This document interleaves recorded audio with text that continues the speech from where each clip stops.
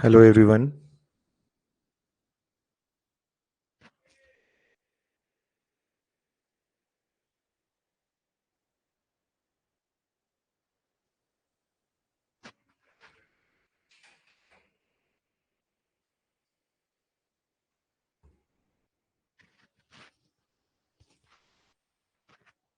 Hello everyone. Good morning. My name is Bhavedi Patidar and welcome to कक्षा 13।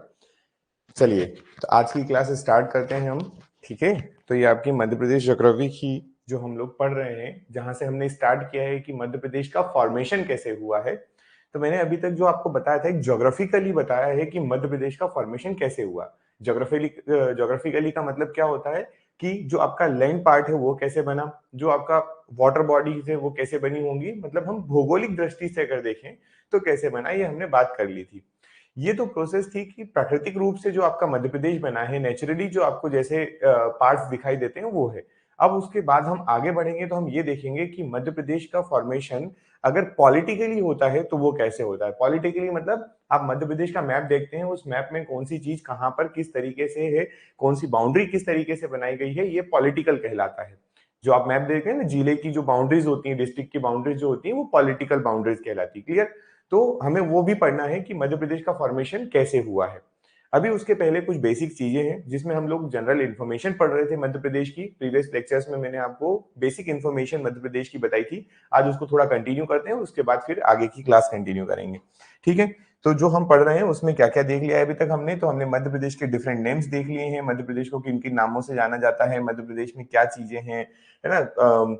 ये सारी बातें हम लोग कर चुके हैं। अब हम आज की डेट में क्या पढ़ेंगे, आज के लेक्चर में हम क्या पढ़ेंगे, तो देखिए सबसे पहले आपके पास एक मैंने मैप लिया है। ये मैप क्यों लिया है उसको बताने के पीछे रीजन देखिए। देखिए, अगर ये मैप आप देखेंगे तो आपको यहां पर क्या दिखाई देगा। वन सेक।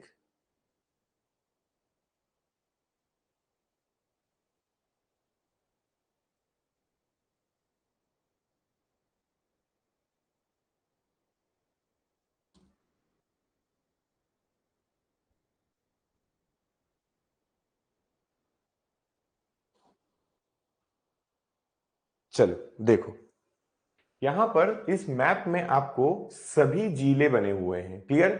और सभी जिलों की कंडीशन ये देखिए, देखो मैं बताता हूं आपको।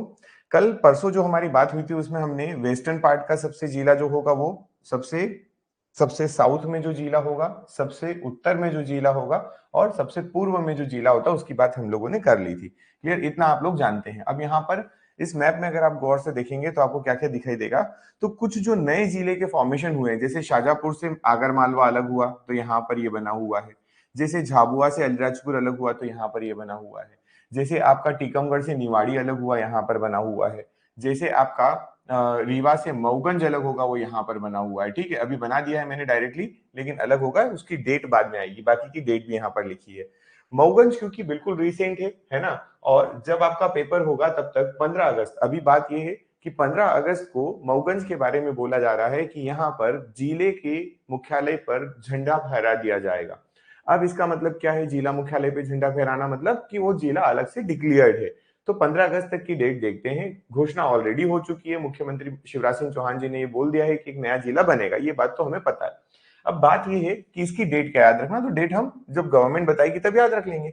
और नीचे आपको सीधी से सिंगरौली बना हुआ भी दिखाई देगा। तो ये तो आपके फॉर्मेशन है। अब दो चीजें हैं, निवाड़ी को तो हम बता देंगे एग्जैक्ट डेट के साथ में क्योंकि हमें पता है। लेकिन जब हम बात इसकी करेंगे रीवा मऊगंज की, तो इसकी केवल एक डेट याद रखना हमें पड़ेगी, बाकी इसके बारे में हमें बहुत सारी जानकारी है। तो जानकारी को मैंने शॉर्ट में यहाँ पे एक चीज लिखी है जो आपको बिल्कुल याद रखना ही पड़ेगी, एज इट इज याद रखना पड़ेगी। वो जानकारी क्या है देखिए। पहली बात, मऊगंज जो है ये मध्य प्रदेश का कौन से नंबर का जिला बनेगा। आप इसे कहेंगे कि मऊगंज मध्य प्रदेश का 53rd जिला बनेगा। कौन सा जिला है ये? 53rd, 53वें नंबर का जिला बनने वाला है। 53rd district of the Madhya Pradesh. अब मऊगंज जो है इसमें क्या क्या होगा, तो पहली बात तो ये कि रीवा की एक तहसील थी मऊगंज, है ना। पहले मऊगंज क्या हुआ करता था, एक तहसील हुआ करती थी। अब रीवा की जो तहसील है मऊगंज, इसको अलग करके हम क्या बना रहे हैं, यहाँ पर जिला बना रहे हैं। पहली चीज, इसको अगर आप जिला बना रहे हैं तो इसमें कौन कौन सी और तहसील शामिल होगी, क्योंकि अकेली तहसील को तो जिला आप बना नहीं सकते। तो यहाँ पर देखिए लिखा हुआ है, दोनों सेम हिंदी इंग्लिश में। रीवा जिले की मऊगंज तहसील होगा एक अलग जिला। रीवा जिले से एक अलग जिला बनेगा। 4 तहसीलें मऊगंज, हनुमना, नईगढ़ी और देव तालाब, ये 4 नाम याद रखना है। मऊगंज, हनुमना, नईगढ़ी और देव तालाब, ये 4 तहसील मिलाकर हमने क्या बनाया है, मतलब मऊगंज नया जिला बनने वाला है। किससे बनने वाला है, रीवा से। ये बात सभी को क्लियर हो चुकी है। कौन से नंबर का है, 53rd नंबर का। एक बात बच जाती है और वो है डेट की। तो डेट जैसे ही गवर्नमेंट पूरा फाइनल कर देगी, जिस दिन झंडा फहरा दिया जाएगा, हम उस दिन बात कर लेंगे, ये अपना करंट अफेयर में आ जाएगा। अभी फिलहाल के लिए आपको इतनी बात याद रखना है। चलिए, ये बात हो गई। अब इसके अलावा थोड़ा सा और देखते हैं, क्या समझना है, क्या याद रखना है, यहाँ पे वो देखते हैं। देखो, माना थोड़ा सा कलर अप डाउन है, लेकिन ये जानबूझ के ऐसा बनाया गया। पर देखो जरा, ये आपको ब्लूइश कलर दिख रहा है यहाँ पर, ये दिख रहा है। ये अगर आप पार्टीशन देखें यहाँ पर, तो ये आपको ब्लूइश कलर का पार्टीशन दिखाई दे रहा है। अब इस ब्लू कलर को आप अपने इस साइड वाले बॉक्स में देखिए, देखिए आपको इंदौर संभाग में दिख रहा है। ठीक है, तो इंदौर डिवीजन, आपके पास टोटल डिवीजन कितने हैं, टोटल आपके पास 10 डिवीजन है। ठीक है, आपके मध्य प्रदेश में टोटल कितने डिवीजन है, 10 डिवीजन है। बताने की जरूरत तो नहीं है, वैसे आप लोग सब जानते हो, पर फिर भी मध्य प्रदेश में संभागों की संख्या 10 है, ये यहां पर लिखी है। तो 10 संभाग में अगर आप देखेंगे, इंदौर वाले का आप कलर देखिए, इंदौर का कलर देखिए, ये ब्लूइश कलर दिख रहा है आपको, वैसा ही कलर आपको यहाँ पर मिलेगा, ये इंदौर का। ठीक, तो इंदौर, धार, झाबुआ, अलीराजपुर, बड़वानी, खरगोन, खंडवा, बुरहानपुर, ये आपके 8 जिले जो हैं, इंदौर, झाबुआ, धार और अलीराजपुर, 4, बड़वानी, खरगोन, खंडवा, बुरहानपुर, 4 और 4 8, 8 जिले आपके इंदौर संभाग के अंदर आते हैं। 8 जिले किसके अंदर आते हैं, इंदौर संभाग के अंदर। क्लियर? तो आपको इस मैप को पूरी तरीके से याद करना है। प्रीवियस लेक्चर में मैंने आपको बोला था कि मध्य प्रदेश का मैप आपको याद होना चाहिए, और वो मैप याद करने की मैंने आपको ट्रिक बताई थी कि कैसे याद करेंगे आप। याद रखने का तरीका क्या होना चाहिए, इसका पार्ट कर करके आपको याद रखना है। डायरेक्टली अगर याद रखने जाएंगे तो याद नहीं होते हैं। क्लियर? तो ये इंदौर हो गया। उसके बाद आप देखिए, ये उज्जैन, उज्जैन के आसपास का क्षेत्र देखो, उज्जैन, शाजापुर, आगर मालवा, रतलाम, मंदसौर, नीमच, है ना। तो ये जो है उज्जैन कहां पर है, उज्जैन संभाग, ये रहा, इसका कलर देख लीजिए, ये उज्जैन संभाग के अंदर आते हैं। क्लियर? तो इस तरीके से आपको ये पूरा के पूरा मध्य प्रदेश का मैप, मैप के साथ में, एक सेकेंड,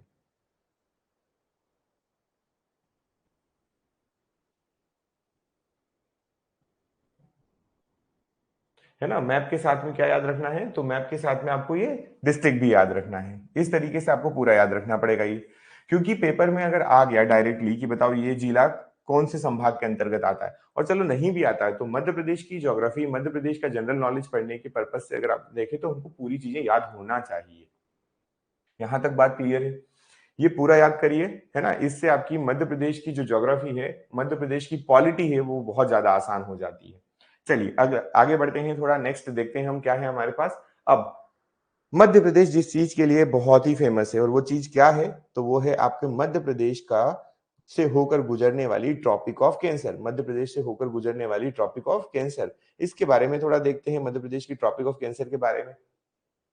पहली बात, ट्रॉपिक ऑफ कैंसर अगर आपसे पूछेगा, तो हम लोग ऑलरेडी ये बात जानते हैं कि ट्रॉपिक ऑफ कैंसर जो है, ये कितने से गुजरती है, तो ये होती है 23.5 डिग्री नॉर्थ लेटीट्यूड। ये क्या है, ये क्या है, नॉर्थ लेटीट्यूड है, उत्तरी अक्षांश है ये। जो 23.5 डिग्री नॉर्थ लेटीट्यूड है, उसी को हमने बोला है हमारी कर्क रेखा। क्लियर? कर्क रेखा मध्य प्रदेश के कितने जिलों से होकर गुजरती है, अगला क्वेश्चन है। तो अगर आपसे ये क्वेश्चन पूछा जाता, तो आप आंसर करिएगा कि वर्तमान में 14 जिले ऐसे हैं, 14 डिस्ट्रिक्ट है, जहां से होकर आपकी कर्क रेखा गुजरती है। मध्य प्रदेश के 14 डिस्ट्रिक्ट से होकर कर्क रेखा गुजरती है। अब वो 14 डिस्ट्रिक्ट के नाम देखिए जरा। 14 डिस्ट्रिक्ट के नाम देखेंगे हम, लेफ्ट टू राइट चलते हैं। लेफ्ट टू राइट चलेंगे तो रतलाम, उज्जैन, आगर, आगर मालवा है ना, राजगढ़, सीहोर, भोपाल, विदिशा, रायसेन, सागर, दमोह, सीहोर, भोपाल, विदिशा, रायसेन, सागर, दमोह, जबलपुर, कटनी, उमरिया, शहडोल, ये आपके पास 14 डिस्ट्रिक्ट्स हैं। 14 डिस्ट्रिक्ट्स हैं। जो रेड कलर से बने हुए वही याद रखना है। शाजापुर को यहां पर ब्लैक कलर से इसलिए बनाया गया क्योंकि कुछ समय पहले आगर मालवा शाजापुर का हिस्सा हुआ करता था। आगर मालवा जब शाजापुर का हिस्सा था, तो हमारी कर्क रेखा किससे गुजर रही थी, शाजापुर से गुजर रही थी। लेकिन अब जब आगर मालवा अलग हुआ, तो शाजापुर की बाउंड्री आप ये देखेंगे, ये बाउंड्री बन गई। तो शाजापुर से कर्क रेखा अब नहीं गुजरती, नहीं पास होती, इसलिए आप डायरेक्टली बोल सकते हैं कि ये आपके अभी भी 14 डिस्ट्रिक्ट ही हैं, और ये 14 डिस्ट्रिक्ट के ये रेड में आपके नाम लिखे हैं। अगर आपको नहीं समझ में आ रहा हो, तो मैं यहाँ पर एक बार और लिख देता हूँ कौन कौन से डिस्ट्रिक्ट हैं। तो ये है रतलाम, ठीक है, रतलाम के बाद आप याद रखना उज्जैन, उज्जैन के बाद आप याद रखेंगे कौन सा नया डिस्ट्रिक्ट है, तो आप उसको बोलेंगे आगर। फिर आप याद रखना आगर के जस्ट पास में पड़ता है राजगढ़। आगर मालवा के पास में कौन है? राजगढ़ है। राजगढ़ के इधर और इधर आएंगे तो भोपाल वगैरह मिलेंगे आपको। तो सीहोर पहले मिल जाएगा, सीहोर मिलेगा। फिर उसके बाद आप याद रखिएगा भोपाल हो जाएगा। सीहोर के बाद कौन हो जाएगा? भोपाल। भोपाल के पास में फिर कौन है? रायसेन और विदिशा है। तो भोपाल के पास में विदिशा, देन आपका रायसेन। और जब आप पास में आएंगे विदिशा रायसेन के बाद तो कौन पड़ने वाला है? एक आपको दमोह मिलेगा, तो आप बोल देना दमोह से भी गुजरती है। फिर और इधर लेफ्ट साइड में, सॉरी आपके राइट साइड में आते जाएंगे तो आपको कौन मिलेगा? सागर लिख दिया क्या? सागर इसके पास में पड़ जाएगा। फिर जबलपुर आ जाएगा आपका, कटनी आ जाएगा, है ना? कटनी, जबलपुर, कितने हो गए हैं? 3, 3 6, 3 9 और 3 12 और 2 उमरिया और शहडोल। उमरिया एंड शहडोल। क्लियर? आपकी 14 डिस्ट्रिक्ट्स 14 जिलों से होकर गुजरने वाली कर्क रेखा मोस्ट इंपॉर्टेंट है। पॉइंट यहां पर याद रखने लायक क्या है कि आप ये कर्क रेखा का जो लैटिट्यूड लॉन्गिट्यूड है वो अक्षांश या देशांतर कौन सा है, तो आप सीधा से याद रखेंगे इसका जो अक्षांश है वो है 23.5 डिग्री नॉर्थ लैटिट्यूड। ठीक है यहां तक बात? चलिए अब इसके अलावा, ये होगी बात अपनी, इसके अलावा हम बात करते हैं जनरल इंफॉर्मेशन की। कुछ बातें ऐसी जो हमें जानना जरूरी है। ठीक, जनरल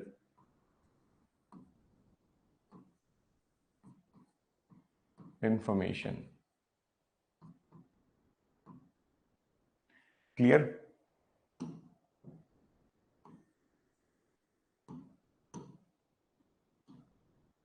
जनरल इंफॉर्मेशन क्या है? ये जनरल इंफॉर्मेशन कौन सी देखते हैं थोड़ा सा।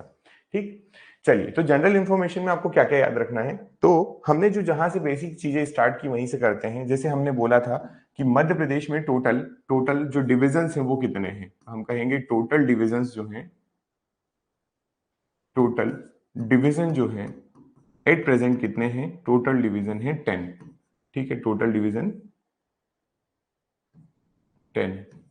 और ये जो 10 संभाग हैं, 10 संभाग है, इसमें जो लास्ट है, लास्ट का नाम याद रखेंगे। लास्ट जो आपका डिवीजन है वो है शहडोल। शहडोल। क्लियर?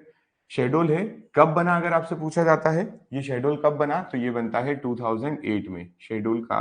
शहडोल को संभाग कब बनाया गया था, तो 2008 में बनाया गया था। इसके बाद नेक्स्ट बात करते हैं, ये हो गया आपके पास टोटल डिवीजन। अगर हम बात करें टोटल डिस्ट्रिक्ट्स की, तो अभी प्रेजेंट में आप बोल सकते हैं टोटल डिस्ट्रिक्ट्स कितने हैं? टोटल डिस्ट्रिक्ट्स आपके पास 52 हैं। टोटल डिस्ट्रिक्ट्स जो हैं वो कितने हैं? 52 हैं। और इस 52 का अगर आपसे लास्ट पूछा जाए तो वो लास्ट जो डिस्ट्रिक्ट है वो है निवाड़ी। निवाड़ी है। ठीक है, निवाड़ी जो बना था वो कब बना था, तो 2018 में इसको जिला घोषित किया गया था निवाड़ी को। ठीक, चलिए 53rd बन जाएगा, है ना? प्रपोज्ड अगर अपन बात करें यहाँ पर डिस्ट्रिक्ट की, प्रपोज्ड, तो प्रपोज्ड कौन सा है? 53rd है आपका, और ये है मऊगंज।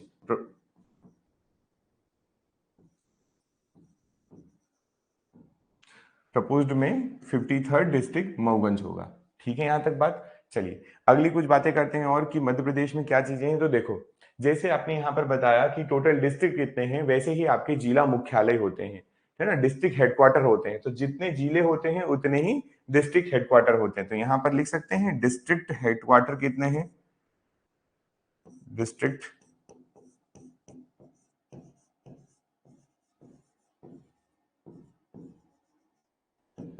हेडक्वार्टर्स अभी प्रेजेंट में 52 है, मऊगंज के साथ में 53 हो जाएंगे।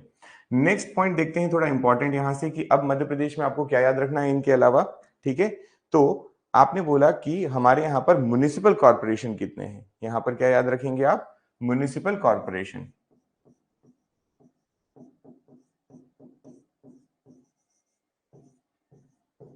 म्युनिसिपल कॉर्पोरेशन क्या होते हैं, तो ये होते हैं नगर निगम। तो मध्य प्रदेश में नगर निगम की संख्या कितनी है? एट प्रेजेंट 16 है। बुक में यहां पर 16 और 2 प्रस्तावित लिखता है, प्रपोज्ड है 2, आएगा तब बताएंगे, करंट अफेयर में ऐड हो जाएगा। अदरवाइज अभी आपको डेटा याद रखना है 16 का, सिंपल सा डेटा आप क्या याद रखेंगे? 16। तो ये जितने फैक्ट्स आपको बताए जा रहे हैं ये सारे वन लाइनर जरूर है, लेकिन ये सारे के सारे काम के हैं, इनको आपको सभी को याद रखना है ना, एज इट इज याद होना चाहिए ये सारे फैक्ट्स। ठीक, चलिए आगे बढ़े। ये आपका क्या हुआ, म्युनिसिपल कॉर्पोरेशन, जिसको आप बोलते हैं नगर निगम। अगर आपसे पूछा जाता है नगर पालिका, ठीक है, नगर पालिका पूछी जाती है म्युनिसिपैलिटीज,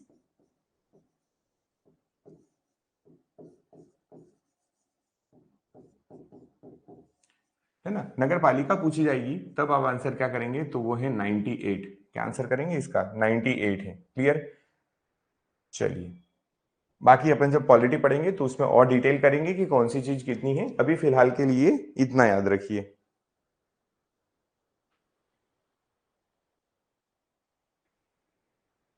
अब इसके आगे देखते हैं कुछ फैक्ट्स, जैसे अब हम रिलेटेड टू थोड़ा पॉलिटी पढ़ते हैं।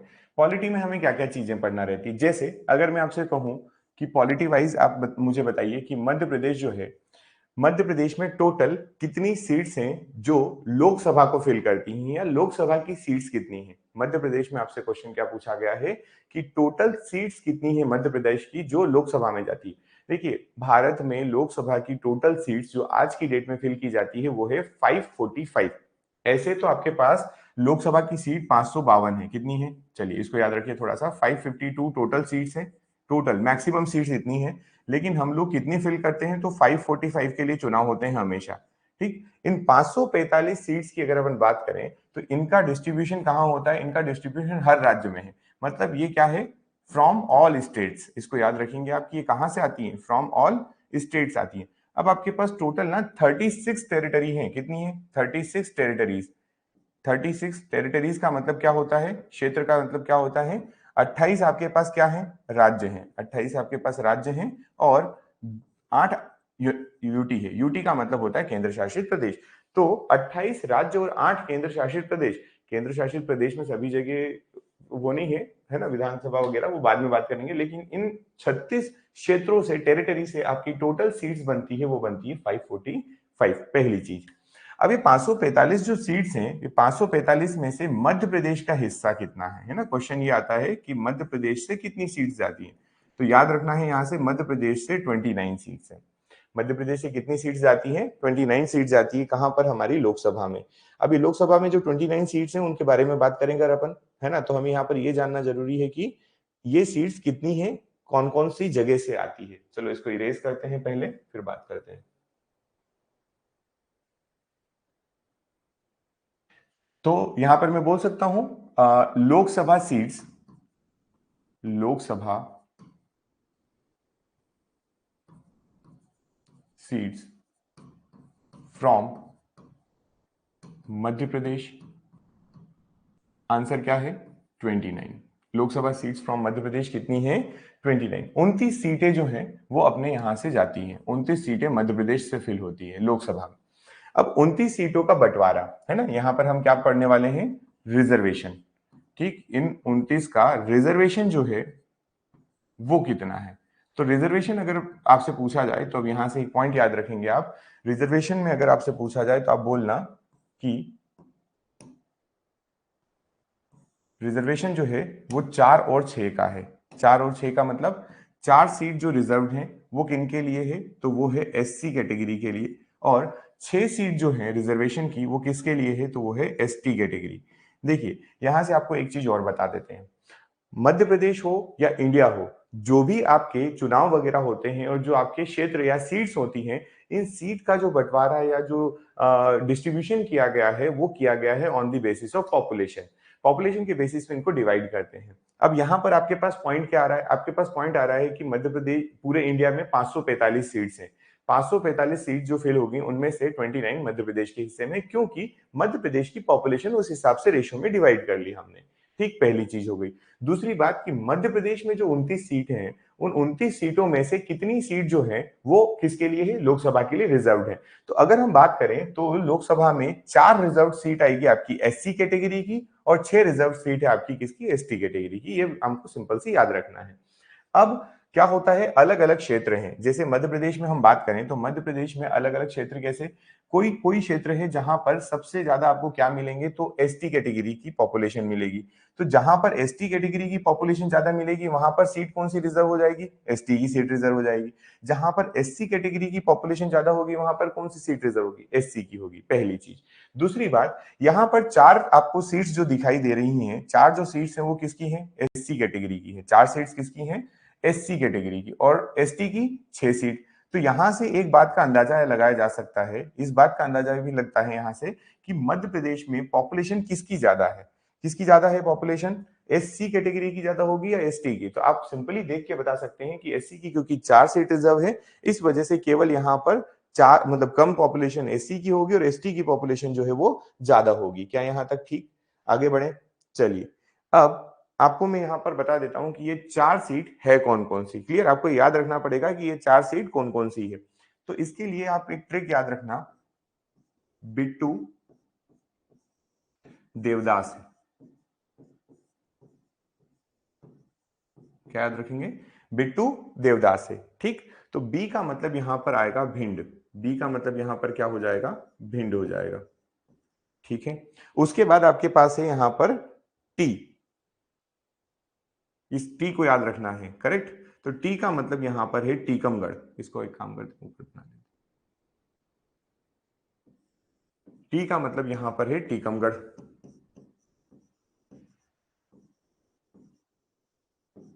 ठीक। यू जो है, यू जो है, यू का मतलब है यहां पर उज्जैन, यू का मतलब है उज्जैन।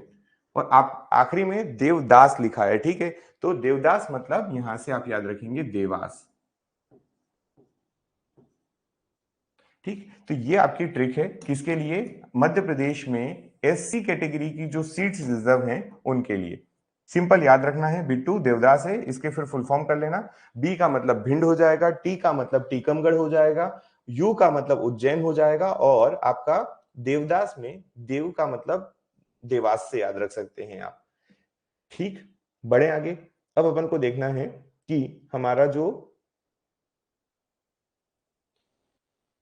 एससी कैटेगरी का हो गया, एसटी कैटेगरी की जो सीट्स हैं, है ना,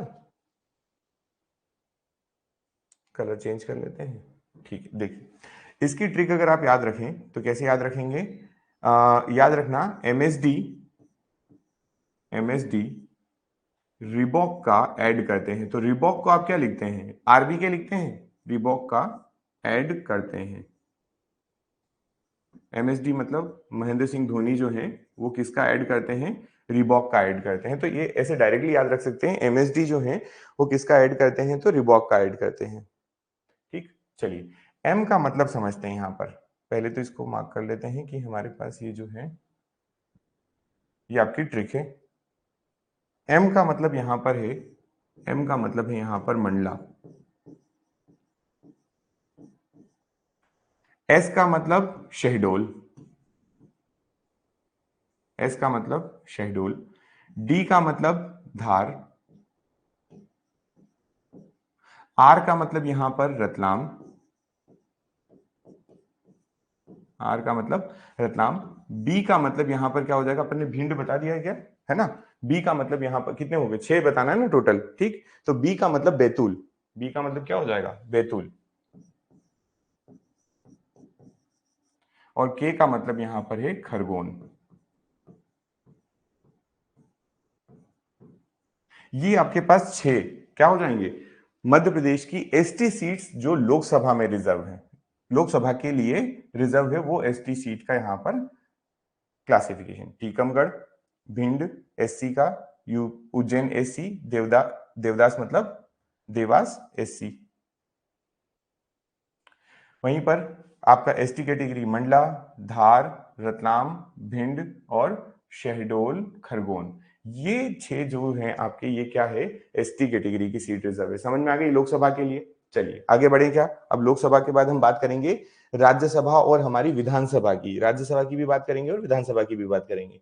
तो नेक्स्ट देखते हैं, यहां से समझिएगा,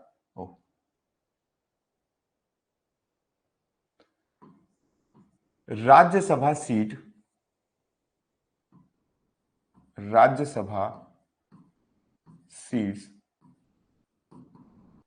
इन मध्य प्रदेश। जिस तरीके से आपने अभी लोकसभा के बारे में बताया था वैसे ही राज्यसभा के बारे में। आपको पता है कि हमारी पार्लियामेंट जो है, संसद जो है, उसके दो हाउसेस हैं, दो सदन हैं उसके। एक है आपका राज्यसभा और दूसरा है लोकसभा।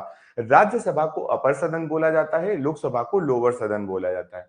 राज्यसभा जो है वहां पर चुनाव जो होते हैं वो इनडायरेक्ट इलेक्शन के थ्रू होते हैं, मतलब अप्रत्यक्ष चुनाव होते हैं। लोकसभा जो है, लोकसभा में चुनाव हम लोग करते हैं। आप लोग न्यूज सुन ही रहे हैं, केंद्र में अगले साल चुनाव है। न्यूज क्या है? केंद्र में अगले साल चुनाव है। तो ये जो न्यूज है आपकी कि केंद्र में अगले साल चुनाव है, ये न्यूज केंद्र का मतलब क्या है? वो लोकसभा की बात कर रहे हैं। मतलब अगले साल जब चुनाव होंगे, नेक्स्ट ईयर, अपकमिंग ईयर जो है उसमें जब चुनाव होंगे, तो मध्य प्रदेश से कितनी सीट्स के लिए लड़ा जाएगा? 29 सीट्स के लिए लड़ा जाएगा। ठीक। और उसके बाद राज्यसभा का चुनाव आप सुनते ही नहीं है। राज्यसभा का चुनाव आप नहीं सुनते क्योंकि राज्यसभा में न्यूज जरूर आती है, लेकिन हम लोगों को प्रत्यक्ष रूप से वोट नहीं करना पड़ता, इसलिए हम लोगों को उसकी ज्यादा जानकारी नहीं होती है। तो राज्यसभा जो है, राज्यसभा के इलेक्शन इनडायरेक्ट तरीके से किए जाते हैं। किस तरीके से किया जाता है? इनडायरेक्ट तरीके से। कौन करता है इनडायरेक्ट तरीके से? तो जो लोकसभा विधानसभा के मेंबर्स होते हैं हमारे, वही इनका क्या कर देते हैं? चुनाव करते हैं। तो राज्यसभा सीट पूछा जाए तो मध्य प्रदेश से टोटल राज्यसभा की सीटें जो जाती है सेंटर में, वो जाती है 11। 11 सीट मध्य प्रदेश के क्षेत्र से जाती है राज्यसभा में। क्लियर यहां तक? अब जैसा प्रीवियस अपन ने देखा था, रिजर्वेशन की भी बात कर लेते हैं कि राज्यसभा में रिजर्वेशन कितना मिला हुआ है। क्लियर? तो रिजर्वेशन अगर आपसे कोई पूछता है कि मध्य प्रदेश में रिजर्वेशन कितना है, तो बताना कि यहां पर कोई भी रिजर्वेशन नहीं दिया जाता है। राज्यसभा में रिजर्वेशन नहीं दिया जाता यहां पर, इसमें है ही नहीं। क्लियर? नो रिजर्वेशन प्रोवाइडेड भी लिख देता हूं मैं यहां पर।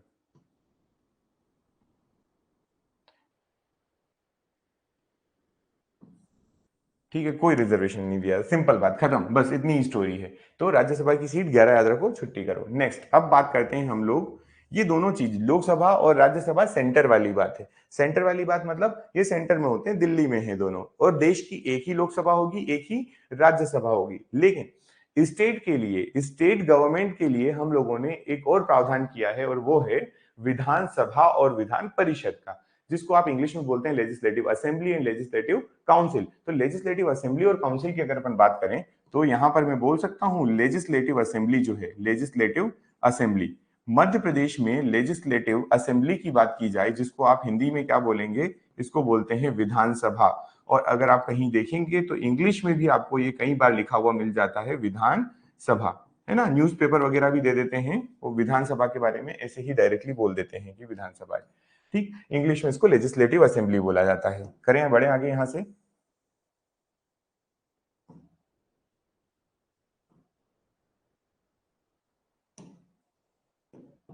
ठीक, चलिए देखो, तो लेजिस्लेटिव असेंबली जो है, लेजिस्लेटिव असेंबली की सीट्स की बात कर लेते हैं। यहाँ पर टोटल सीट्स कितनी है यहाँ पर?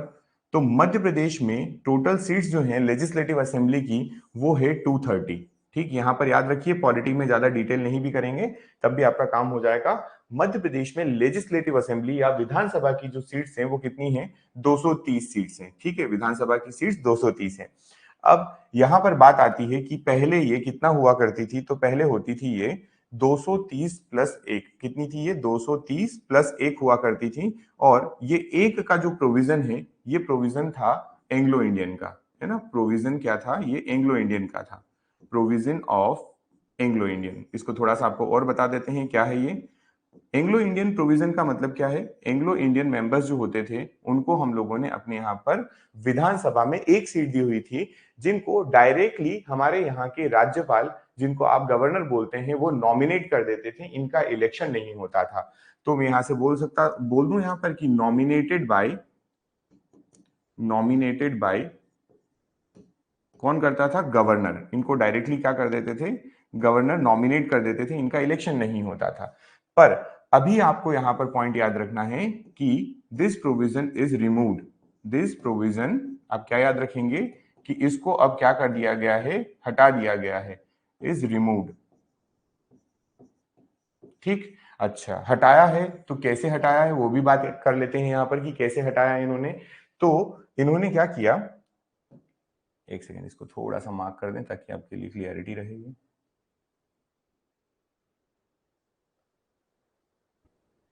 चलो देखो,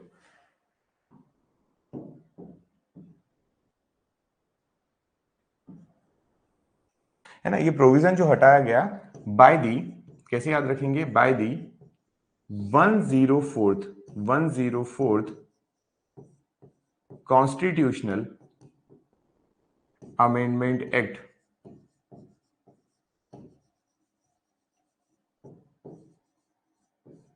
by the 104 constitutional amendment act. ये कब हुआ, तो ये आया था 2020 में, ठीक है, 2020 में आया था एक्ट, इसको इंप्लीमेंट किया है। उसमें आपने एंग्लो इंडियन का प्रोविजन जो है, ये वाला प्रोविजन जो है, इसको क्या कर दिया है, हटा दिया है, ठीक। और हटा दिया तो अब आपके पास सीट्स कितनी बची, केवल 230। तो आप यहां से पॉइंट जो याद रखेंगे वो केवल कितना याद रखना है आपको, 230। बाकी ये सब पीछे की स्टोरी याद नहीं रखना, केवल एक चीज याद रखेंगे कि ये प्रोविजन, एंग्लो इंडियन का प्रोविजन कौन से कॉन्स्टिट्यूशनल अमेंडमेंट से हटाया, तो 104 नंबर का कॉन्स्टिट्यूशनल अमेंडमेंट हुआ था और उससे इसको हटा दिया गया।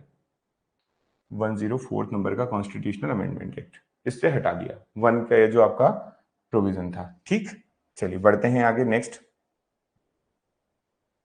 अब आपने लेजिस्लेटिव असेंबली बताई, लेजिस्लेटिव असेंबली में आपने बताया कि 230 सीट्स हैं। अब इसमें आपको बताना पड़ेगा रिजर्वेशन कितना है, तो ये आपको क्या बताना पड़ेगा यहां पर, रिजर्वेशन कितना है, ठीक। चलिए देखिए, हम यहां से बोल रहे हैं reservation in legislative assembly, legislative assembly में रिजर्वेशन कितना है, मतलब विधानसभा में कितना आरक्षण दिया गया है, विधानसभा का आरक्षण पूछा गया है आपसे यहां पर। विधानसभा का आरक्षण अगर आप उनसे पूछा जाए तो हम यहां पर बताएंगे कि हमने जो टोटल सीट्स है, टोटल सीट्स का रिजर्वेशन कुछ इस तरीके, चलो इसको भी ऐसे देखते हैं, टोटल सीट का रिजर्वेशन कैसे दिया है वो देख लेते हैं। अगेन वही कैटेगरी बेस पे आप रिजर्वेशन देंगे, तो रिजर्वेशन देंगे आप 35 सीट्स का और 47 सीट्स का, ठीक है, 35 सीट्स का और 47 सीट्स का। 35 किसके लिए होंगी, एससी कैटेगरी के लिए होंगी, और 47 किसके लिए होंगी, तो एसटी कैटेगरी के लिए सीट्स होंगी। मध्य प्रदेश की टोटल 230 सीट्स जो आपने बताई हैं, उसमें से 230 सीट्स में से 35 सीट जो है वो किसके लिए रिजर्व होंगी, एससी कैटेगरी के लिए रिजर्व होंगी, और 47 सीट जो है वो एसटी कैटेगरी के लिए रिजर्व होंगी। अब यहाँ पर इंपॉर्टेंट क्वेश्चन है, क्योंकि इसको क्वेश्चन को पेपर में पूछा गया, पर उन्होंने पूछा क्या, उन्होंने ये नहीं बोला कि एसटी और एससी बताइए, उन्होंने बोला total reservation provided, total reservation या टोटल रिजर्व सीट, है ना, ऐसा बोला था, reserve seats in Vidhan Sabha of Madhya Pradesh, Vidhan Sabha of Madhya Pradesh. और अगर आगे टोटल नहीं भी लगा होता तब भी ये क्वेश्चन बहुत ट्रिकी था। अगर आपसे कोई बोल दे कि बताइए कितनी सीट रिजर्व्स हैं, तो वहां पर वो कैटेगरी की बात नहीं कर रहा है, वो बोल रहा है टोटल सीट रिजर्व बताओ भैया, 45 और 47, सॉरी 35 और 47 दोनों मिलाकर जितनी है उतनी ही रिजर्व है। अगर आप इन दोनों को ऐड करोगे तो टोटल आएंगी 82, कितनी आने वाली है 82, 35 और 47 को ऐड करिए 82 आएगा, और यही इस क्वेश्चन का आंसर था उस समय। पेपर में पहला ऑप्शन 35 दिया, दूसरा दिया उन्होंने 47, तीसरे नंबर पे दिया उन्होंने 82 और चौथे नंबर पे कुछ और दिया था। कंफ्यूज नहीं होइएगा, बिल्कुल रिजर्वेशन पढ़ रहे हो आप, रिजर्वेशन से अगर देखोगे मध्य प्रदेश में सीट्स का रिजर्वेशन जो मिला हुआ है वो कितना मिला है, तो आपको टोटल 42 सीट का रिजर्वेशन प्रोवाइड किया गया। टोटल रिजर्वेशन विधानसभा में कितना है, 82 का है। क्लियर, आगे बढ़े, नेक्स्ट देखिए। अच्छा, इसके बाद एक चीज आती है जिसको अपन बोलते हैं विकास खंड, ठीक है, उसको क्या बोला जाता है, विकास खंड बोला जाता है। टोटल, यहां पर मैं बोल सकता हूं total development block, total development block या विकास खंड, इसको हिंदी में भी लिख देते हैं विकास खंड।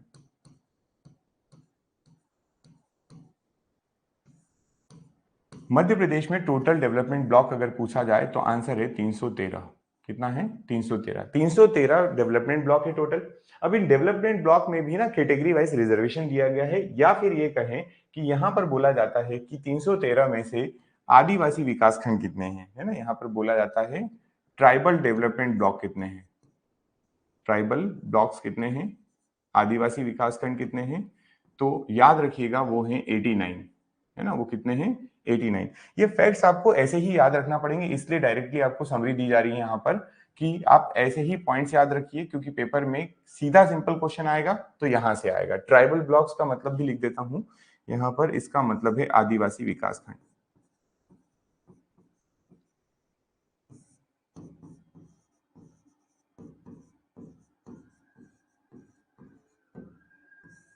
आदिवासी विकासखंड कितने हैं 89 है, आदिवासी विकासखंड 89 है मध्य प्रदेश में। ठीक है, यहां तक बात। चलिए इसके बाद थोड़ा और आगे बढ़ते हैं। आपसे नेक्स्ट क्वेश्चन पूछा जाए कि बताइए मध्य प्रदेश में कितने पुलिस हेडक्वार्टर हैं, डिस्ट्रिक्ट पुलिस हेडक्वार्टर। तो मध्य प्रदेश के बारे में पूछा जाए, total district police headquarter, total district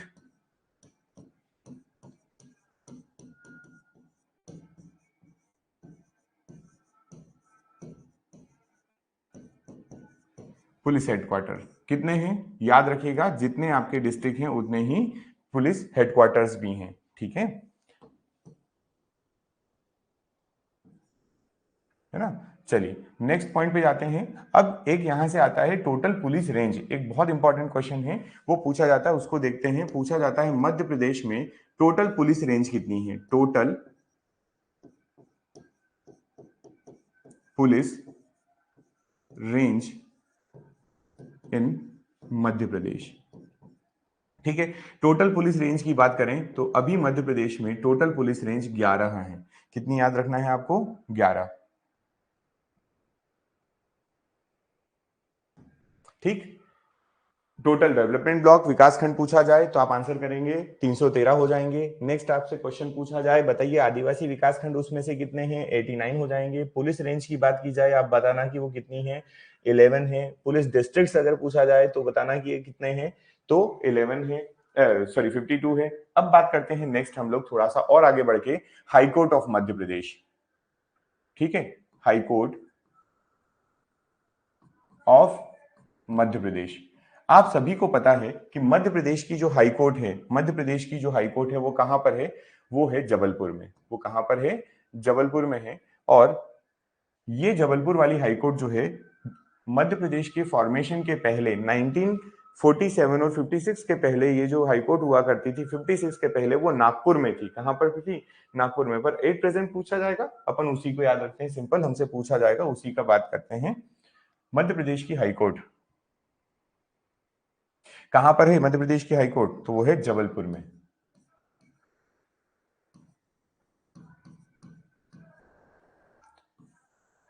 ठीक, जबलपुर में है। अच्छा, हाईकोर्ट की ब्रांचेस होती हैं जिनको बेंचेस कहते हैं हम लोग। ठीक, तो यहां पे दूसरा पॉइंट मैं मेंशन कर रहा हूं, बेंचेस ऑफ हाईकोर्ट। क्या बता रहा हूं, benches of high court, benches of high court, high court HC, जिसको आप हिंदी में बोलते हैं खंडपीठ। इसको आप कहते हैं ये खंडपीठ है। ठीक, हर व्यक्ति वहां नहीं जाएगा जबलपुर, तो उसके लिए खंडपीठ बनाई गई हैं। ये कहां कहां पर है, तो ये है इंदौर, इंदौर एंड ग्वालियर में, इंदौर एंड ग्वालियर। ये इंदौर एंड ग्वालियर की जो खंडपीठ है इनके बारे में अगर पूछा जाए तो यहां से एक पॉइंट और याद रख सकते हैं कि ये इस्टेब्लिश कब हुई है, तो ये हुई है 28 ऑफ नवंबर, 28 ऑफ नवंबर। आप इंडिया मध्य प्रदेश की हाईकोर्ट के बारे में जबलपुर 1956 याद रख सकते हैं। ये जो है आपका, क्योंकि 1956 में एक एक्ट आया था, हाईकोर्ट एक्ट स्टेट के लिए, तो वो जबलपुर बन गई थी। यहां पर याद रखेंगे 1968, 1968, 28 ऑफ नवंबर 1968 को मध्य प्रदेश की दो बेंचेस बनाई गई, इंदौर और ग्वालियर में। ये सिंपल पॉइंट आपको याद रखना है। ठीक, अगले पॉइंट की बात करते हैं। इसके अलावा एक चीज और पूछी जा सकती है, और वो क्या है, तो आपसे पूछा जा सकता है मध्य प्रदेश, मध्य प्रदेश में रेवेन्यू कोड, मध्य प्रदेश में क्या पूछा जा सकता है, रेवेन्यू कोड पूछा जा सकता है। रेवेन्यू कोड, रेवेन्यू कोड का मतलब होता है राजस्व न्यायालय, राजस्व न्यायालय, है ना, रेवेन्यू कोड। राजस्व न्यायालय जो है इसका हेडक्वार्टर कहाँ है या राजस्व न्यायालय कहाँ है, ये क्वेश्चन अगर आता है तो इसका आपको डायरेक्टली आंसर याद रखना है, ये आपको मिलेगा ग्वालियर में। ये कहां पर मिलेगा? ग्वालियर।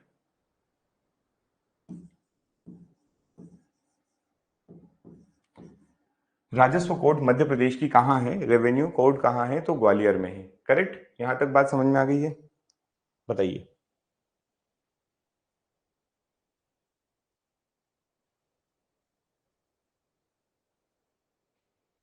ठीक। चलिए, अब हम बात करेंगे यहाँ पर थोड़ा सा। एक पॉइंट आता है कि मध्य प्रदेश में ना कुछ कुछ पॉइंट्स पूछे जाते हैं, जैसे सेंटर पॉइंट क्या है ना, सेंटर पॉइंट क्या है ऐसा पूछा जाता है, तो वो बात करेंगे अपन। तीन चार पॉइंट है डिफरेंट सेंटर पॉइंट्स की, मैं यहाँ पर पहले से मार्क कर देता हूँ, बढ़िया सा बनाते हैं इसको, समझते हैं कि क्या पॉइंट है ये।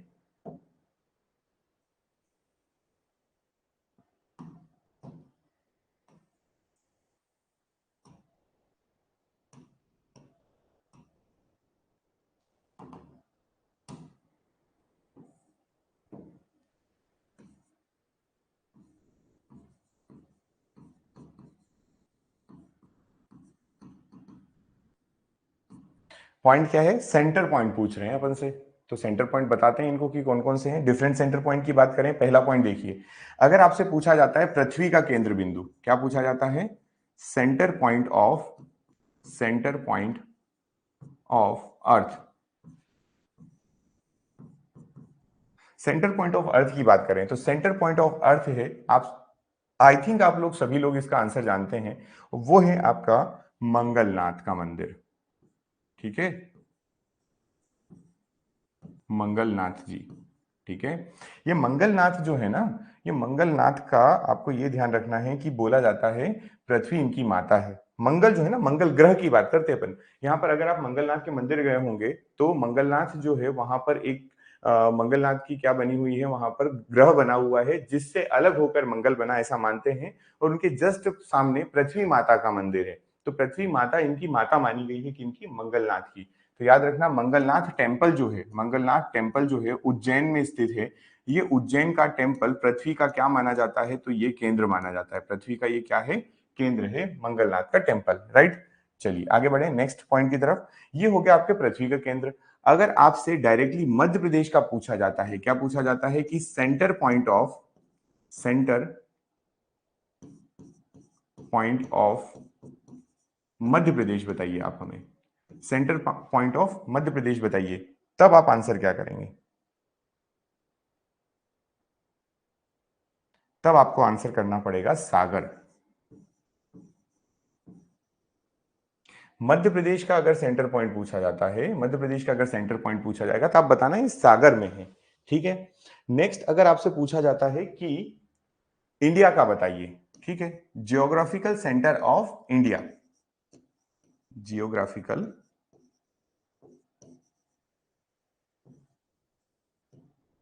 सेंटर ऑफ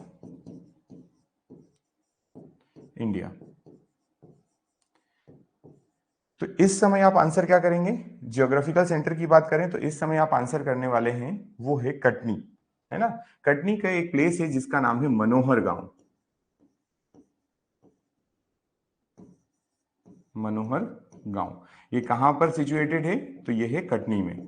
तो अगर ज्योग्राफिकल सेंटर की बात की जाती है तो वो आपको कटनी में मिलने वाला है। करेक्ट।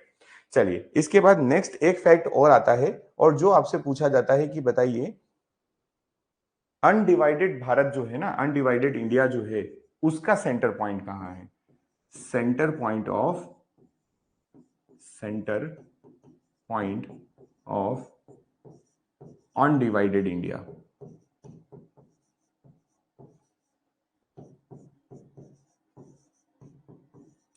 अच्छा, अगला question, centre point of undivided India का पूछा गया है। तो अनडिवाइडेड इंडिया का सेंटर पॉइंट अगर से पूछा जाए तो वो पड़ता है बैतूल में, और बैतूल की एक जगह है जिसका नाम है बरसाली। ठीक है, क्या नाम है? बरसाली जगह है। कौन से डिस्ट्रिक्ट में पड़ेगा, तो वो पड़ेगा बैतूल में, और ये अनडिवाइडेड इंडिया का सेंटर पॉइंट है। तो ये इतने सेंटर पॉइंट हैं जो मध्य प्रदेश में आपको याद रखना है। करेक्ट। बढ़े आगे अब।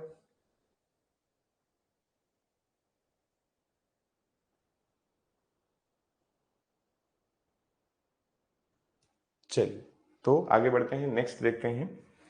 अब हम आपको बताने वाले हैं मध्य प्रदेश, मध्य प्रदेश मध्य प्रदेश आफ्टर या Madhya Pradesh between between 1947 1947 to 1956। ठीक है, मध्य प्रदेश की आपको स्थिति बताते हैं 1947 से 1956 के बीच में क्या है। ऐसा क्यों 1947 क्यों लिया और 56 क्यों लिया? 1946 वो ईयर है जब आपको इंडिपेंडेंस मिली, पहली चीज। 1956 इसलिए लिया क्योंकि इस साल में देश में हम लोगों ने स्टेट के फॉर्मेशन किए, कई स्टेट बने, मध्य प्रदेश भी उन स्टेट्स में से एक होता है। तो अब हम यहां पर बात कर रहे हैं कि 1947 से 1956 के बाद के बीच में मध्य प्रदेश कैसा रहा। सबसे सिंपल बात, 47 के पहले की कंडीशन बताइए। क्या मैं बोल सकता हूं कि 47 के पहले मध्य प्रदेश जो है वो ब्रिटिशर्स के अंडर में या कोई राजे रजवाड़े और आपके जो महल वगैरह होते हैं, छोटे जो प्रोविंसेस होते हैं, उनके बीच में रहा होगा, है ना? बोल सकते हैं ना अपन की मध्य प्रदेश इनके बीच में रहा होगा। ठीक, 1947 के पहले की बात कर रहे हैं। अब उसके बाद क्या हुआ? तो 1947 के बाद ये होता है कि मध्य प्रदेश फिर, एक सेकेंड, है ना?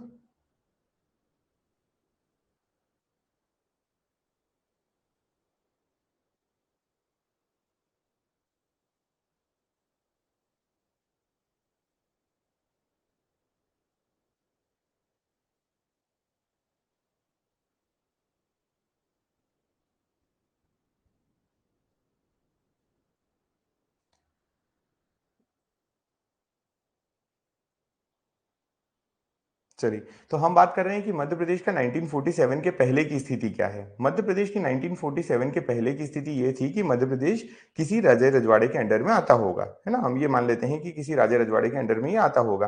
फिर क्या हुआ? तो फिर ये हुआ कि हमने यहाँ पर अलग अलग जो प्रोविंसेस थे, अलग अलग प्रोविंसेस थे, उनको मिलाकर, अलग अलग रियासतों को मिलाकर हमने मध्य प्रदेश को बनाया, अगले राज्यों को भी बनाया। डिफरेंट स्टेट्स जो आए वो इस तरीके से आए। कैसे आए समझते हैं थोड़ा सा। देखो, हुआ ये कि आपके भारत के पास पूरा, ये मान लीजिए भारत है, इस भारत को आपने डिवाइड किया हुआ है। यहाँ पर अलग अलग ये क्या है, ये प्रोविंसेस हैं, ये सब हम क्या बना रहे हैं, प्रोविंसेस बना दीजिए। मान लीजिए ये प्रोविंसेस बन गए, है ना? अलग अलग क्षेत्र, ये रैंडम मैंने इसे बना दिया आपके लिए। अब एक क्षेत्र ये हो गया, एक क्षेत्र आपका ये वाला हो गया, एक क्षेत्र आपका ये वाला हो गया, एक क्षेत्र ये हो गया। अलग अलग क्षेत्र आपके पास बिखरे बिखरे थे और लगभग 550, कितने, लगभग 550। तो इतने सारे क्षेत्रों को अगर आप देखें तो एक साथ कंपाइल करना था हमें, और हमने किया कब, 1947 में। उन एक साथ 550 से ज्यादा रियासतों को मिलाकर हमने बनाया अपना मध्य प्रदेश, सॉरी, उसको बना मिलाकर हमने बनाया भारत। और उसमें से 79 प्रोविंसेस जो थे, उन 550 के अराउंड जो आपकी प्रोविंसेस थे, उसमें से जो 79 प्रोविंसेस थे उनको मिलाकर हमने बना दिया मध्य प्रदेश। यहां तक बात क्लियर है? उनको मिलाकर क्या बना दिया आपने, मध्य प्रदेश बना दिया। अब ये जो मध्य प्रदेश बना, इसमें क्या क्या किस किस तरीके से बनाया गया उसको अपन समझते हैं, और 1947 में मध्य प्रदेश कैसा दिख रहा था वो यहां से समझते हैं। ठीक है, तो आइए थोड़ा सा देख लेते हैं कि 1947 का मध्य प्रदेश था कैसा।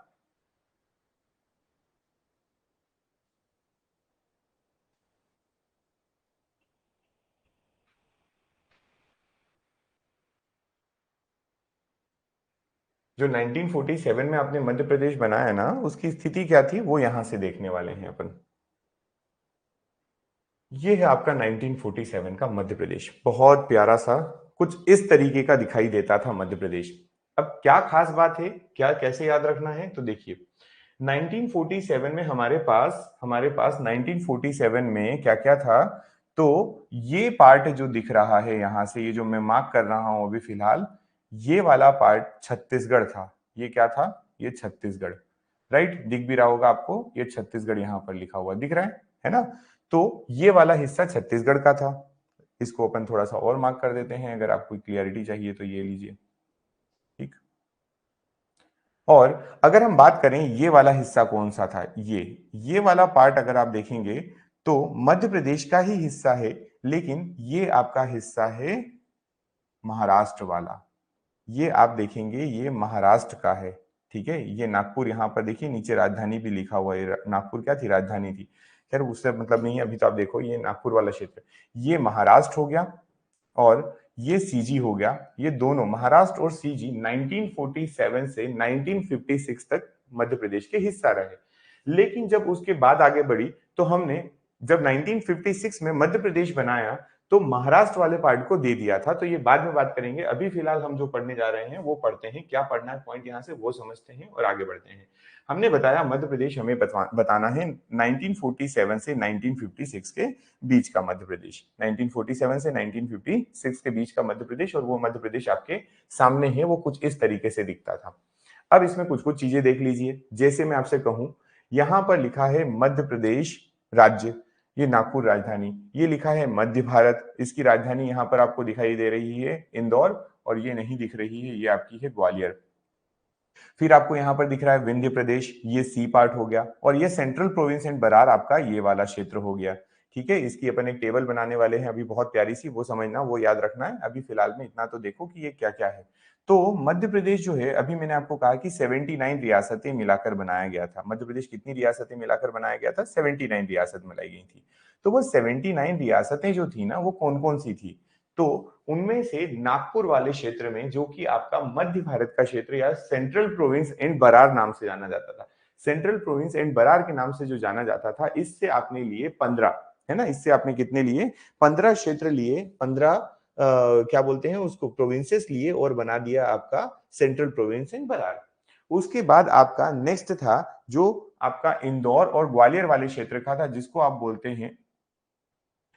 बोलते हैं मध्य भारत। क्या कहते हैं, मध्य भारत। तो मध्य भारत वाले क्षेत्र में इंदौर और ग्वालियर वाले क्षेत्र आते थे। यहां से लगभग आपने 25 से 26 रियासतें ली थी, 25 से 26 रियासतें ली इंदौर और आपके ग्वालियर वाले क्षेत्र से, और आपने मध्य प्रदेश में शामिल कर दी। फिर आपको दिखाई दे, ये सब पार्ट बने हुए हैं एक्चुअल में ना, ये पार्ट यहाँ पर ए है, ये पार्ट है, मैं बता दूंगा अभी आपको कि ये क्या है। ये आपका पार्ट ए है, पार्ट ए हो गया ये, है ना, इसको ए नहीं लिखते हैं अभी फिलहाल में। ये पार्ट बी हो जाएगा, है ना, ये पार्ट सी हो जाएगा। समझते हैं ये पार्ट ए बी सी क्या है, बताते हैं फिर आपको।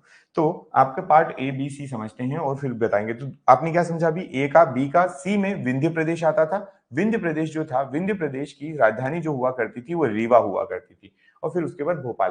तो इस तरीके से आपने मध्य प्रदेश बनाया है। अभी मैं 2 मिनट में इसकी टेबल बनाकर आपको बताऊंगा, आप बहुत इजीली इसको समझ पाएंगे। चलिए आइए देखते हैं इसकी टेबल क्या है, कैसी टेबल बनती है इसकी, ठीक।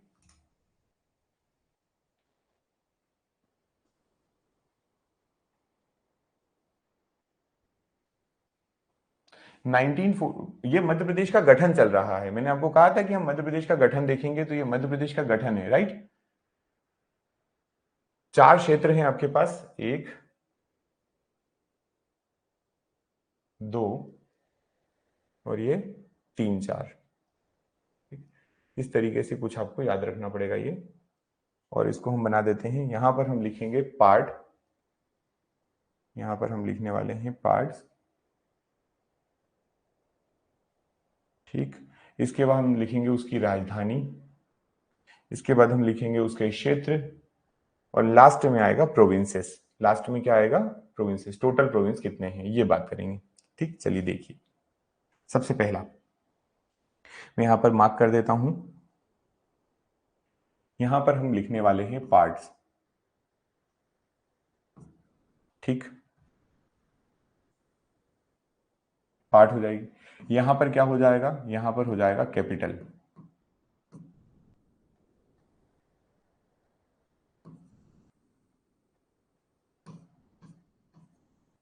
कैपिटल। यहां पर क्या हो जाएंगे, डिफरेंट क्षेत्र, रीजन्स, और यहां पर हो जाएंगे प्रोविंस,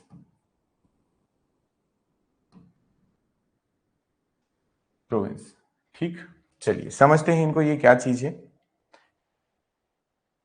सबसे पहली बात, पार्ट में अगर अपन देखें तो यहां पर अपन देखेंगे पार्ट ए, क्या देखने वाले हैं, part A.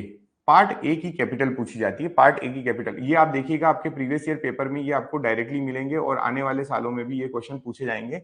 Part A, part B, part C, part D, इस तरीके से। तो हमने क्या किया था, 1947 में जब सत्ता हमारे हाथ में आई, जब हम इंडिपेंडेंट हुए, तो हमने पूरे भारत को part A, part B, part C और पार्ट डी में डिवाइड कर दिया। पहली चीज, ये जब चारों पार्ट में डिवाइड हुए तो इनमें हमने बोला कि पार्ट ए का कुछ हिस्सा, टोटल भारत को अपने डिवाइड किया था part A B C D में, उसका कुछ हिस्सा अपन ले लेंगे किसके अंदर, मध्य प्रदेश के अंदर। पार्ट ए की 15 रियासतें हमने उठाई और हमने मध्य प्रदेश में मिला दी। फिर पार्ट बी की आई, पार्ट बी से हमने 25 से 26 रियासतें ली और उसको क्या कर दिया, मध्य प्रदेश में मिला दिया। पार्ट सी का जो पार्ट था उसमें से हमने 38 रियासत या 38 प्रोविंसेस लिए और उसको मध्य प्रदेश में मिला दिया। इस तरीके से टोटल अपन ने part A, part B, part C मिला दिया और मध्य प्रदेश का फॉर्मेशन किया। तो सबसे पहले देख रहे हैं कि पार्ट ए, अब पार्ट ए की कैपिटल अगर आपसे पूछी जाती तो अभी हमने देखा था पार्ट ए की कैपिटल जो है वो नागपुर थी, है ना। नहीं तो आप देख लीजिए पार्ट ए की कैपिटल जो है वो क्या है, ये नागपुर, ये राजधानी यहाँ पर लिखा हुआ था, पार्ट ए की कैपिटल नागपुर। अब ये कौन सा क्षेत्र था, तो देखो नागपुर वाला क्षेत्र आ जाएगा, यहाँ पर कटनी जबलपुर मिल जाएंगे। महाकौशल वाला क्षेत्र बोला जाएगा, इसको सेंट्रल प्रोविंस एंड बरार भी बोला जाएगा। ये क्या है, सेंट्रल प्रोविंस एंड बरार भी बोला जाएगा। तो मैं इसके टोटल आपके लिए एरियाज लिख देता हूं। यहां पर आपको याद रखना है central province and Berar, central province, इसका नाम ही था, है ना, ये सा सेंट्रल प्रोविंस एंड बरार। फिर आपका कौन सा वाला क्षेत्र, महाकौशल वाला क्षेत्र, है ना, महाकौशल वाला, ये महाकौशल वाला क्षेत्र जबलपुर कटनी के आसपास का जो क्षेत्र है ना उसको बोला जाता है। तो यहां पर मैं लिख भी देता हूं जबलपुर कटनी, ठीक, इतना क्षेत्र याद रखेंगे आप। और मैं पीछे लिख रहा हूं एक्सेट्रा। इस क्षेत्र से ये जो पार्ट ए के ये क्षेत्र थे उनको मिलाकर मध्य प्रदेश में शामिल कर दिया। प्रोविंसेस कितने थे, मोस्ट इंपॉर्टेंट, तो यहां से आपको फैक्ट याद रखना है 15। मध्य प्रदेश के जो भाग ए था, मध्य प्रदेश का भाग ए जो था उसमें कितने प्रोविंसेस थे, तो 15 याद रखेंगे, पहली चीज। अब बात करते हैं हम लोग पार्ट बी की। पार्ट बी अगर देखें तो पार्ट बी जो है उसकी कैपिटल अगर आपसे पूछी जाए, पार्ट बी की कैपिटल अगर आपसे पूछी जाएगी तो पार्ट बी देखिए, ये पार्ट बी है, इसकी कैपिटल इंदौर भी थी और इसकी कैपिटल ग्वालियर भी थी। बहुत इंपॉर्टेंट है, यहां से ये क्वेश्चन पेपर में पूछा गया है। इसकी कैपिटल दो थी, एक आपकी इंदौर और दूसरी जो है वो ग्वालियर थी। एक ग्वालियर और एक इंदौर थी।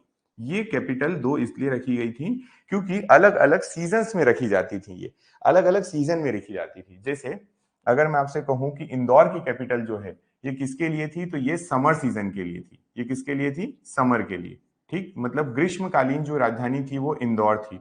और वहीं पर अगर अपन पूछे हमसे ग्रीष्मकालीन इंदौर, और विंटर कैपिटल अगर पूछा जाता तो विंटर कैपिटल जो थी वो ग्वालियर थी। 6-6 महीने के लिए दोनों 6-6 महीने के लिए दोनों कैपिटल हुआ करती थी, इंदौर एंड ग्वालियर। क्लियर है यहां तक बात, चलिए, इंदौर एंड ग्वालियर हुई। अब क्षेत्र पूछा जाए तो हम यहां पर बोलेंगे region of Indore and Gwalior, simple सा बोल देंगे region of Indore and Gwalior. Indore और ग्वालियर वाले जो क्षेत्र हैं, इंदौर एंड ग्वालियर वाले जो क्षेत्र हैं वही इसके क्या रहे हैं, क्षेत्र रहे हैं। अगर आपको देखना है तो आप इसको डायरेक्टली किसमें देख सकते हैं, आपका मैप जो बना हुआ था इसमें, ये देखिए, ये इंदौर वाला क्षेत्र और ये आपके ग्वालियर वाला क्षेत्र, आसपास का क्षेत्र, इन सभी को मिलाकर आपने क्या बनाया था, ये राजधानी बनाई थी, या पार्ट बी जिसको आप सेंट्रल इंडिया भी कहते हैं, मध्य भारत भी कहते हैं, ठीक है। ये आपका कौन सा हो जाएगा, सीपी एंड बरार, ये क्या हो जाएगा, मध्य भारत, है ना। इसको मैं अलग से नाम लिख दूंगा एक और बार। यहां पर आपको दो फैक्ट याद रखना है, यहां पर एक आप 25 भी याद रखेंगे और यहां पर एक आप 26 भी याद रखेंगे। कभी कभार पेपर में 25 रियासत पूछता है तो कभी कभार यहां पर कितनी रियासतें पूछ लेता है, 26 पूछ लेता है। तो 26 और 25 दोनों याद रखिए, ठीक है। बढ़े आगे, चलिए नेक्स्ट अगर अपन देखें तो अपना अब आएगा part C. Part C, part C की कैपिटल देखा जाए तो वो है रीवा में। पार्ट सी की कैपिटल कहां थी, रीवा में थी। देखिए ये रही पार्ट सी कैपिटल रीवा। चलिए, कैपिटल रीवा है, कौन सा क्षेत्र है, तो इसको बोलते हैं विंध्य प्रदेश का क्षेत्र। इसको क्या बोलते हैं, विंध्य प्रदेश, विंध्य प्रदेश वाला क्षेत्र है। अब यहां से आप इस तरीके से याद रख सकते हैं, 25 और 15 कितने हो गए, 25 और 15 हो जाएंगे 40, और टोटल आपको 79 बनाना है। कितनी बनाना, 79। तो यहां पर आपकी 38 हो जाएंगी टोटल। कितनी रियासतें, 38 रियासत। 38 रियासत थी जो किसकी थी, आपके सेंट्रल, जिसको आप बोलते हैं विंध्य प्रदेश, सेंट्रल नहीं, विंध्य प्रदेश बोलते हैं, विंध्य प्रदेश की, जिसकी कैपिटल रीवा हुआ करती थी, वहां की 38 रियासतें ली और हमने मध्य प्रदेश में मिला दिया। अब यहाँ पर हमको एक और जगह याद रखना है जो कैपिटल हुआ करती थी, भोपाल। क्या कैपिटल है ये? भोपाल है। और इस भोपाल कैपिटल के बारे में क्या याद रखेंगे, तो देखिएगा जरा। भोपाल के बारे में हमको ये याद रखना है कि भोपाल जो है पहले भारत में शामिल नहीं होना चाहता था। भोपाल में जो नवाब थे वो भारत में शामिल नहीं होना चाहते थे, लेकिन बाद में क्या हुआ, हम लोगों ने भोपाल को भारत में मर्ज किया। तो भोपाल को जब मर्ज किया तो भोपाल प्रोविंस जो है, भोपाल प्रोविंस जो था ये, it was the part of, it was the part of part C. ठीक, पार्ट सी का हिस्सा था। और ये बहुत इंपॉर्टेंट है क्वेश्चन कि जब भोपाल पहले शामिल नहीं होना चाहता था तो आपने भोपाल को कौन से पार्ट के अंदर शामिल किया और भारत में मिला लिया। तो याद रखना ये पार्ट सी का हिस्सा बनाया गया था बाद में, है ना। जो जस्ट ऊपर आपने पार्ट सी लिखा है उसका हिस्सा बनता है भोपाल, और उसको अपन ने मध्य प्रदेश में शामिल कर लिया। पहले तो ये पूरे भारत में ही शामिल नहीं होना चाह रहा था, भारत संघ में ही शामिल नहीं होना चाहता था, लेकिन बाद में हमने इसको जैसे तैसे मिला लिया। ठीक है, तो आपके पास टोटल अगर आप देखेंगे यहां से, तो टोटल रियासतों की अगर अपन बात करें, टोटल रियासतों की अगर बात करें, तो अब आप काउंट कर सकते हैं कि आपके पास रियासतें कितनी हो गई हैं। आप टोटल देखेंगे 79 रियासत हो गई हैं। कितनी हो गई है? 79। टोटल कितनी हो गई? 79 हो गई। यही इंपॉर्टेंट फैक्ट है। इंपॉर्टेंट ये है कि टोटल रियासतें कितनी थी। तो यहां पर मैं मेंशन कर रहा हूं अभी आप लोगों के लिए कि Madhya Pradesh formed after combining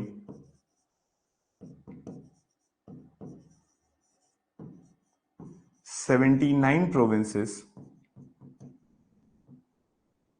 of India, है ना। इसमें फैक्ट वाला पॉइंट कौन सा है? 79 प्रोविंस वाला। ये याद रखना पड़ेगा हमेशा, राइट। ये मध्य प्रदेश का कब से कब तक का? 1947 से 1956 तक का पार्ट हुआ। अब इसको थोड़ा और आगे बढ़ते हैं, हम देखते हैं मध्य प्रदेश के बारे में कि कब से कब तक। तो Madhya Pradesh in between, Madhya Pradesh, Madhya Pradesh in between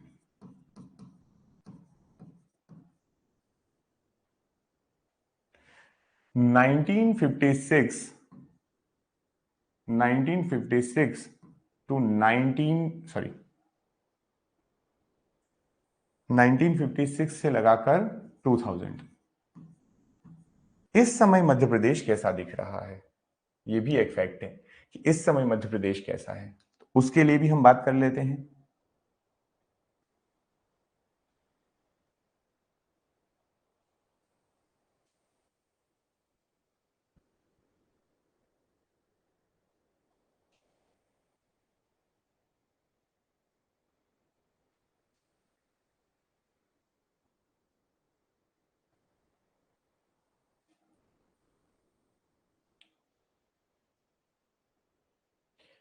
okay, तो इसको थोड़ा छोटा करना पड़ेगा। ये लीजिए,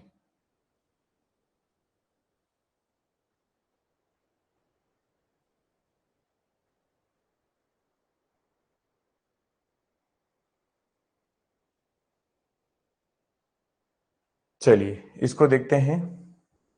मध्य प्रदेश की बात करेंगे हम लोग, कब से कब तक की? तो 1956 से लगाकर 2000 तक की, ये मध्य प्रदेश दिख रहा है।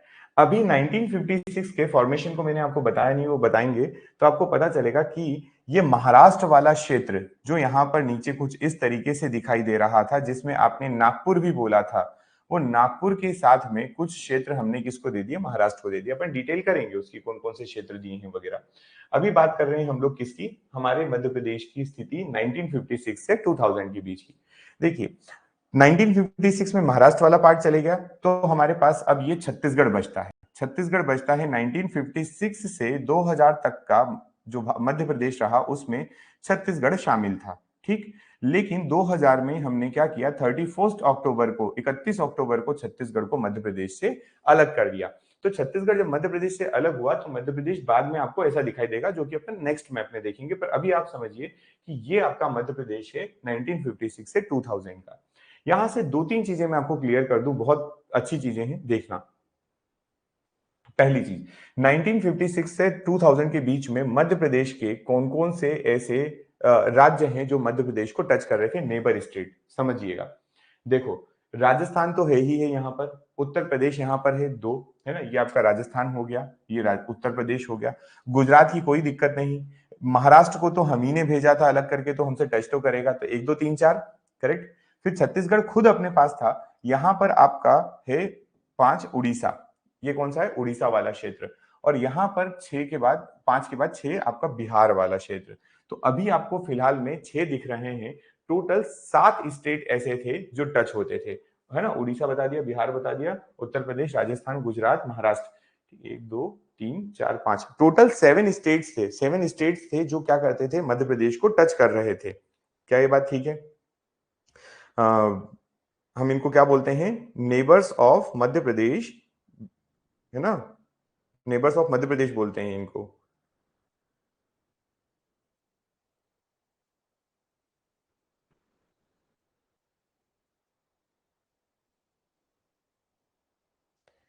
चलिए,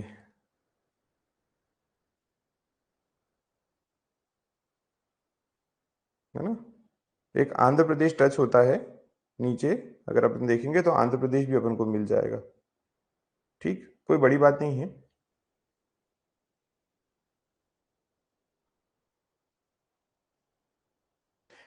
याद रखने की जरूरत भी नहीं है, पर फिर भी अगर याद रखना चाहें तो कर सकते हैं कि, है ना।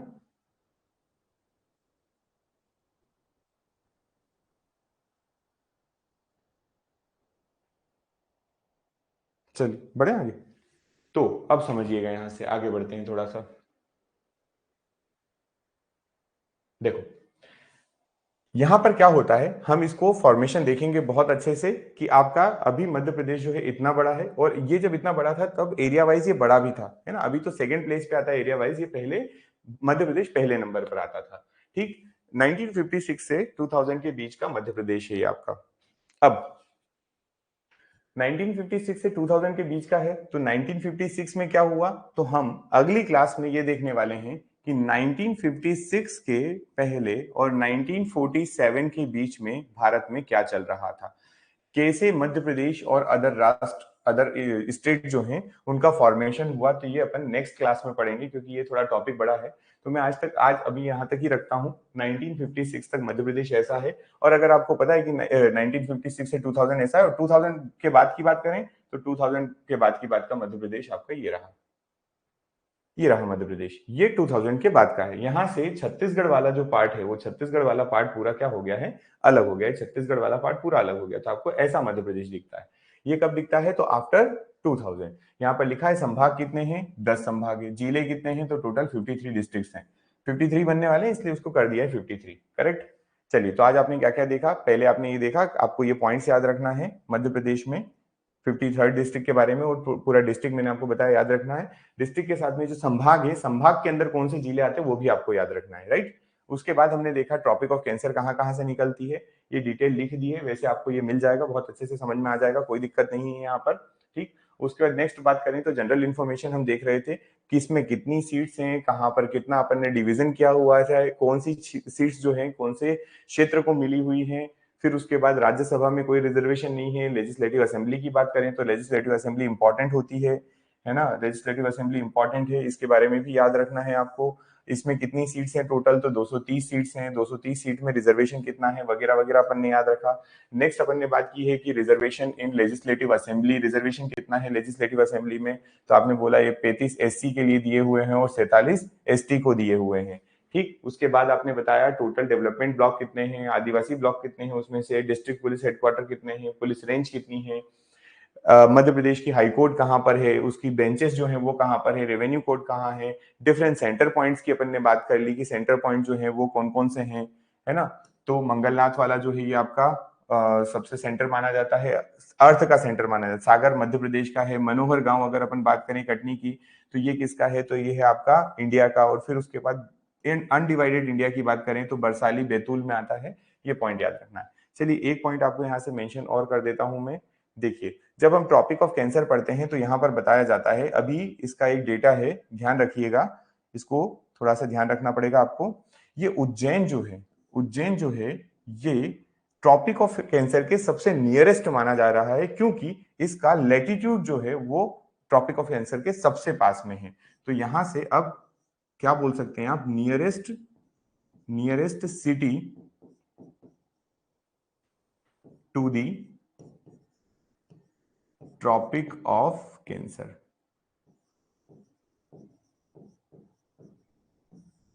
ठीक है, ट्रॉपिक ऑफ कैंसर के सबसे नियरेस्ट सिटी अगर आपसे पूछी जाती है तो वो हो गई है अब उज्जैन। उज्जैन क्या हो क्या गई है, पहले से ही थी, पर इसका इतना एग्जैक्ट डेटा नहीं मिलता था। अब इसका एग्जैक्ट हमें क्या मिल गया है, डेटा मिल चुका है कि यही आंसर है। करेक्ट। तो इतने पॉइंट याद रखिए और बढ़िया से इनको रिवाइज करिए। मिलते हैं हम अगले लेक्चर में। ठीक है, चलिए, थैंक यू सो मच।